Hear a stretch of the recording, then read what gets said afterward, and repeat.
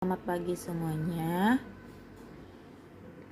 Hari ini kita masih membahas mengenai energi mekanik, dan sebelumnya saya menjelaskan langsung kepada soalnya ya. Nah, sekarang kita mengenal hal mendasar tentang energi mekanik ya. Nah, energi mekanik itu sebagaimana kita ketahui ya, secara matematis energi mekanik merupakan penjumlahan energi potensial dengan energi kinetik.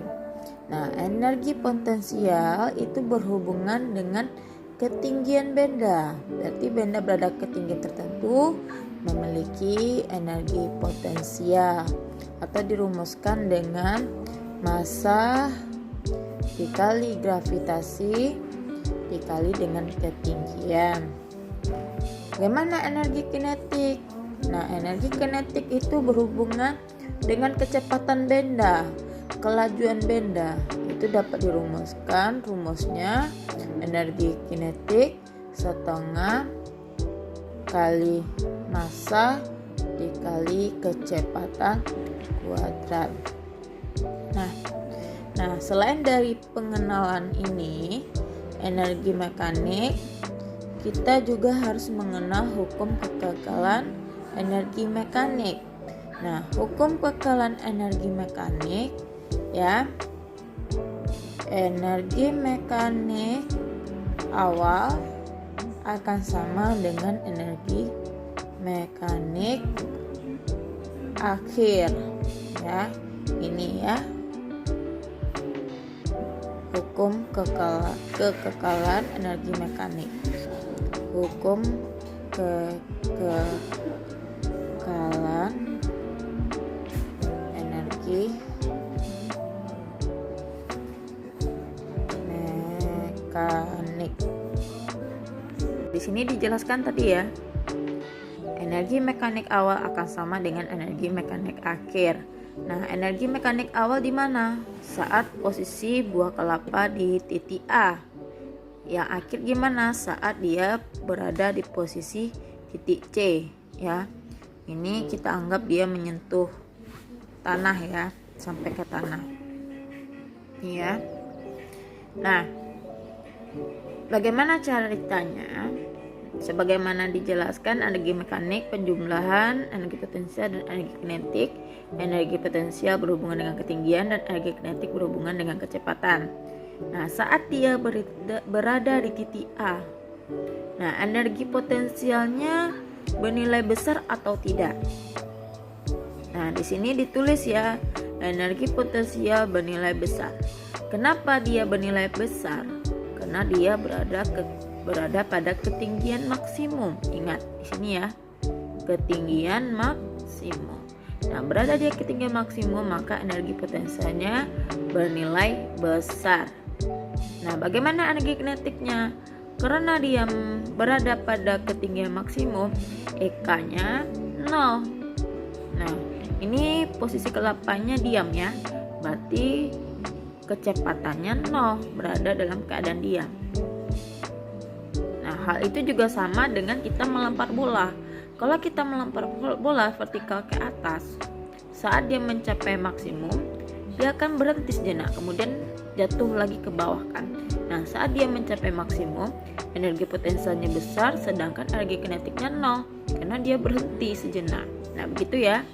Nah, bagaimana saat dia berada di titik C? Nah, kalau berada di titik C, nah dia anggap dia berada sampai di tanah ya, sampai menjelang tanah. Nah, saat dia menjelang ke tanah, energi kinetiknya, ingat kecepatan benda, kalau dia semakin jatuh, semakin ke bawah, kecepatannya akan semakin besar. Nah, energi potensialnya gimana? Kalau dia sampai ke dasar, berarti kan ketinggiannya berkurang kan. Nah, berarti energi potensialnya semakin kecil. Nah, kalau dia menyentuh tanah, berarti energi potensialnya bernilai 0. Nah, gitu. Nah, kalau di sini misalnya energi potensial semakin berkurang karena dia semakin lama semakin berkurang ketinggiannya. sampai ketika hanya sama dengan 0. Nah, energi kinetiknya kalau semakin ke bawah dia semakin bertambah. Makanya di saat tiba ke titik C ini EK-nya besar. Maka kalau dari perbandingannya kita ditinjau dari A sampai C, perbandingannya sama ya sebenarnya. Di sini saat ketinggian energi potentialnya besar, energi kinetiknya 0. Saat di sini energi kinetiknya besar, energi potentialnya 0. Makanya sesuai dengan hukum kekekalan energi mekanik awal akan sama dengan energi mekanik akhir. Penjelasan mengenai gambar ini terlihat dengan jelas ya. Ini gambar tentang kincir air. Nah, sekarang mau tanya, di mana energi potensialnya saat berada titik maksimum, atau bisa dibilang energi potensialnya bernilai besar, di mana? Ini anggap ya, ini A, kurang jelas ya. Ini posisinya A, ini C ya. Nah, sekarang kita tinjau di A. Di A ini energi potensialnya besar atau kecil? Besar ya. Kenapa besar? Karena dia mencapai pada ketinggian maksimum. Kecepatannya, energi kinetiknya ada atau tidak? Energi kinetiknya itu, nah, EK-nya gimana? Saat dia mencapai ketinggian maksimum, EK-nya bernilai 0. Nah, bagaimana yang di saat berada di C? C di dasar ini ya. Nah, saat berada di C, EP-nya gimana? Bernilai 0 karena dia berada di tingkat yang paling dasar. EK-nya gimana? Saat dia berada pada di titik C, EK-nya akan semakin besar. Jadi intinya, sebagaimana dijelaskan tadi, saat berada di titik A dan titik C, energi mekaniknya sama.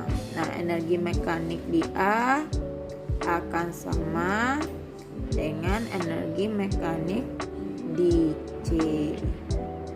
Jadi intinya setiap titik energi mekaniknya akan sama. Begitu ya. Terima kasih atas perhatiannya.